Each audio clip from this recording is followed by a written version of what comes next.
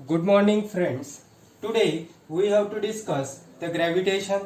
First of all, we know what is mean by gravitation.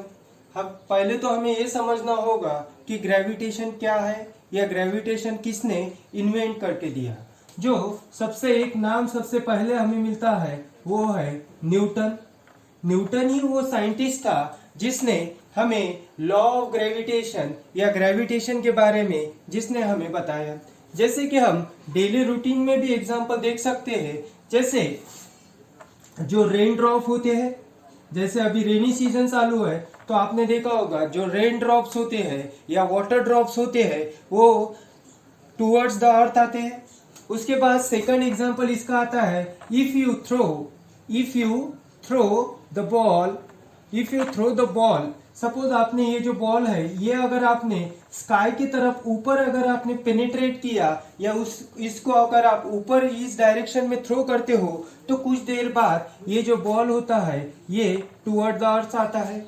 वैसे ही अगर आपने देखा होगा प्लेनेटरी मोशन, जैसे कि यहाँ पे एक सन होता है जिसके अराउंड में जो अलग अलग प्लैनेट्स होते हैं अपने वो अलग अलग ऑर्बिट में क्या करते हैं, रिवॉल्व करते हैं। और इसका जो मेन रीजन है यही है अपना ग्रेविटेशन।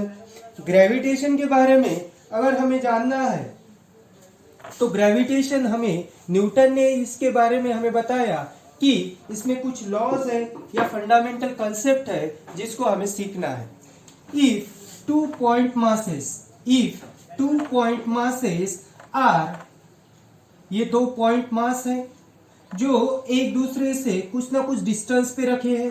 सपोज ये डिस्टेंस आपका आर है तो ये जो दो पॉइंट मासेस है ये एक दूसरे को क्या करेंगे, अट्रैक्ट करेंगे। ये एक दूसरे को क्या करेंगे, अट्रैक्ट करेंगे कुछ फोर्स से। उसमें क्या होगा, कुछ फोर्स होगा जो कि ये दो मासेस है ये अपने आप को क्या करेंगे, एक दूसरे की तरफ खींचेंगे और ये जो है इसे ही कहेंगे फोर्स। तो Newton's law of gravitation, Newton law of gravitation, Newton law of gravitation में बताया गया है कि if two point masses m1 and m2 are kept apart from the distance r, they attract each other with a force F। इसमें हमें बताया कि जो F है अपना फोर्स जो है ये डायरेक्टली प्रोपोर्शनल है जो इनका जो प्रोडक्ट होगा इन दोनों का product means m1 multiplied by m2। उसी तरीके से ये जो फोर्स होगा ये इनवर्सली प्रोपोर्शनल होगा। F is inversely proportional to the square of the distance. जो डिस्टेंस है इसका ये क्या होगा, स्क्वायर होगा, लेकिन फोर्स के साथ इसका रिलेशन कैसा होगा, इनवर्स होगा। तो हम इसे कंबाइंड फॉर्म में लिख सकते हैं कि F is directly proportional to the product of their masses and inversely proportional to the square of the distance between them। मतलब ये जो फोर्स है ये फोर्स क्या कर रहा है, ये जो मासेस है इनके प्रोडक्ट को प्रोडक्ट के बराबर आता है और इनवर्सली प्रोपोर्शनल होता है ये जो डिस्टेंस होता है आपका r उसके स्क्वायर से। अगर आपको ये जो डायरेक्टली प्रोपोर्शनल का साइन अगर हमें हटाना है तो हमें यहाँ पे कुछ ना कुछ कांस्टेंट लिखना होगा। तो इसे लिखा जाता है F is equal to G m1 into m2 upon r square. अब यहाँ पे ये जो G आया है इसका नाम है ग्रेविटेशनल कांस्टेंट। इसका नाम ही है ग्रेविटेशनल कांस्टेंट।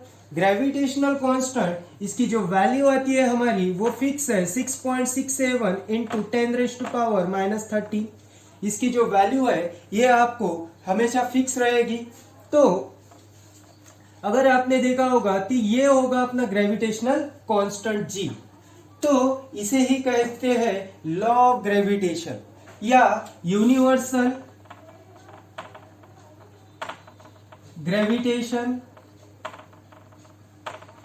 कांस्टेंट।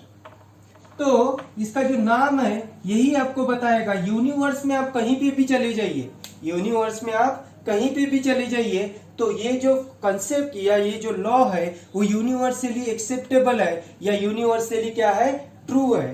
तो ये तो था हमारा यूनिवर्सल ग्रेविटेशनल कांस्टेंट का जो फर्स्ट लॉ आपका ग्रेविटेशन मोशन में आता है। तो दोस्त अगर आप नए होगे मेरे चैनल पे तो चैनल सब्सक्राइब कीजिए अभी मैथ्स को। Thank you for joining us.